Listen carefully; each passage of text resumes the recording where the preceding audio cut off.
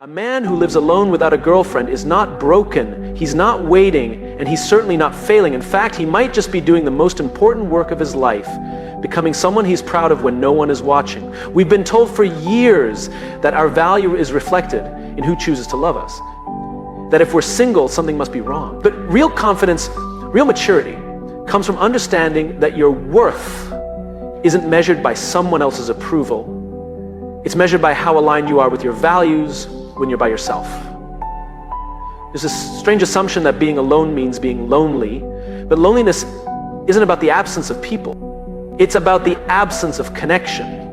And true connection doesn't start with another person, it starts with yourself.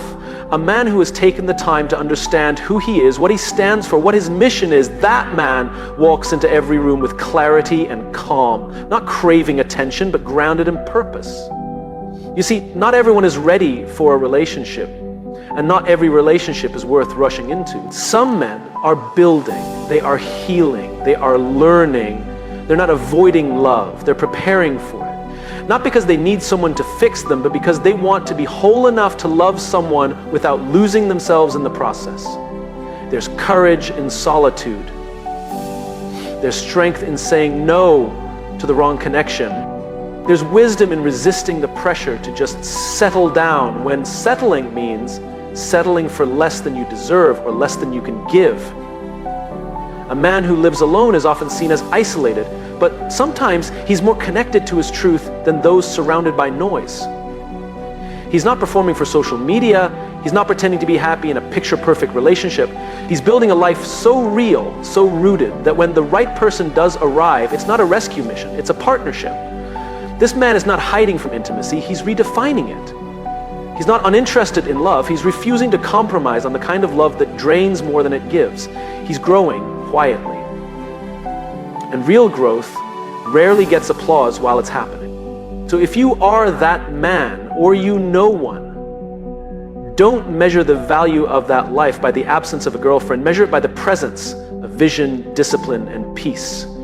Because the man who walks alone today may be preparing to walk beside someone tomorrow with a full heart, clear direction, and no need to be completed, only complemented. Let the world keep asking why you're alone. And you keep building a life so meaningful that when the right person joins you, it won't be because you were lonely.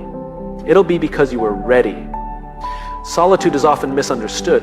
In a world that constantly tells us to be seen, to be surrounded, to be connected at all times, choosing to be alone can feel like rebellion, but it's not rebellion, it's wisdom. Solitude is not a symptom of failure, loneliness, or emotional disconnection. It's a strategy, and a powerful one at that. The man who lives alone without a girlfriend isn't necessarily running from love, nor is he broken or lacking something. More often than not, he is someone who has chosen to walk the quieter path. Not because it's easier, but because it's more honest. When you remove the distractions, the noise, the constant feedback from other people's opinions, you are left with the rawest version of yourself. And that's exactly where growth begins. Solitude gives us the space to hear our own voice again, to ask ourselves questions without the pressure of someone else's expectations. Who am I? What do I truly want? What are my non-negotiables? These are the kinds of questions that too many people skip in the rush to find a partner. But a man who chooses solitude is not skipping them. He's sitting with them, wrestling with them, answering them fully. He's learning how to live with integrity, not performance. There's a clarity that comes with being alone. You start to see what actually matters to you, what drives you, what brings you peace. Not what looks good from the outside, not what earns you praise. You stop seeking validation and start cultivating direction. The man in solitude begins to build a life that is deeply intentional, one where each decision, each habit, each belief is something he's chosen for himself. And that kind of life becomes magnetic, not because he's trying to attract someone, but because he's grounded, whole, and unshakable. Many people enter relationships without ever having been alone. They've never sat in silence long enough to confront their own fears or reflect on their emotional patterns. And because of that, they often bring chaos into connection.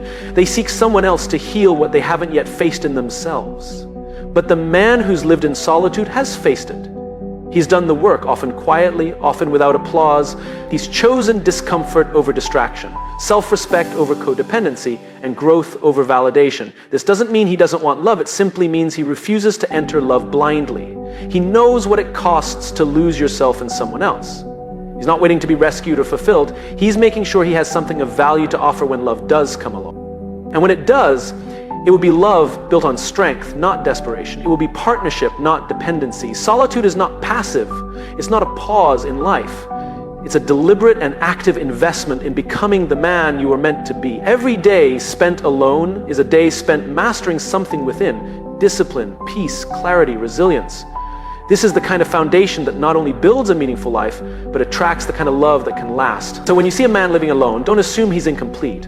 Understand that he might be preparing not just to love someone else, but to do it in a way that's powerful, honest, and deeply aligned with who he truly is. Because solitude isn't an empty space. It's a sacred one. And those who use it wisely never come out the same. They come out stronger, ready, whole.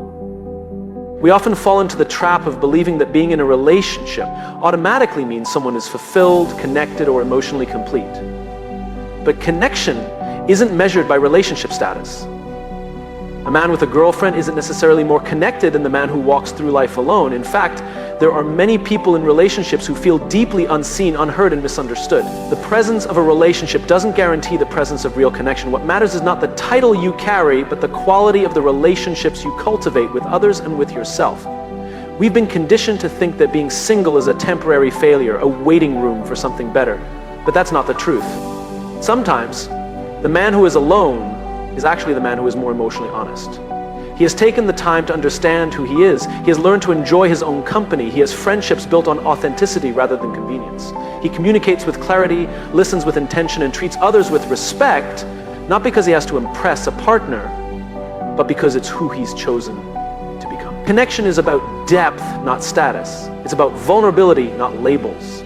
You can be in a relationship and still wear a mask every day. You can say, "I love you," and still never really be known. On the other hand, you can be single and yet feel more emotionally connected to your purpose, your values, and your community than someone who wakes up every day next to someone they barely speak to anymore. What we often forget is that relationships are not the only place where connection happens. Purpose creates connection. Contribution creates connection. Being aligned with your values creates connection. When a man lives in integrity, when he shows up for his friends, pursues meaningful work, and takes care of his emotional health, he is living a connected life, whether or not someone is sleeping next to him at night. There's also a dangerous kind of pressure that comes from the belief that we must be in a relationship to prove our worth. That pressure leads people to rush into partnerships they're not ready for, accept treatment they don't deserve, or lose themselves trying to keep someone who is never truly theirs. But when a man knows that connection is something he creates from within, not something he earns from another person, he stops chasing relationships and starts building relationships. Slowly, intentionally, and with the right people. That kind of man doesn't feel empty when he's alone, he feels full. He isn't disconnected, he's selective. He's not hiding from love, he's waiting for something meaningful. And while others might question why he's single, he's too busy cultivating a life of real depth to be worried about appearances. There's strength in that. It takes courage to reject the shallow approval of status updates and social expectations. It takes maturity to say, I will not measure my worth by whether I'm in a relationship. Because that man knows something that many people spend a lifetime learning. Real connection starts with self-awareness, grows with integrity, and is sustained by honesty. So let's stop equating relationship status with emotional success. Let's stop assuming that a man without a girlfriend is disconnected or lonely. More often than not, he's the one living with more intention, more alignment, and more clarity than those who are simply trying to fill a void. Connection is about how you live, how you love, how you lead, not just who you're with. And a man who's built a connected life on his own terms doesn't need a relationship to validate his path. He is already living from a place of truth. Before a man can lead in a relationship, he must first learn how to lead himself. Self-leadership isn't about dominance or control, it's about responsibility. It's about owning your choices, managing your emotions, and aligning your actions with your values. A man who hasn't developed self-leadership will struggle in partnership, not because he's incapable of love, but because he hasn't built the internal structure to sustain it. Now, we often hear people say that relationships require compromise, but what's even more important is clarity. You can't compromise effectively if you don't even know what you stand for. A man who hasn't spent time learning who he is, what he believes, and how he reacts under pressure will often lose himself in relationships. He won't know when to speak up, when to hold back, or how to support someone else without sacrificing himself. Self-leadership means you've done the work. You've looked at your wounds, your habits, your triggers, and you've chosen to face them rather than project them onto someone else. It means you take care of your body, your mind, and your mission. Not because you're trying to impress someone, but because you respect yourself. It's about learning to live with discipline even when no one's watching, and having enough emotional intelligence to communicate clearly, listen deeply, and stay grounded in tough moments. Many people enter relationships hoping the other person will save them, fix them, motivate them, but love doesn't work like that.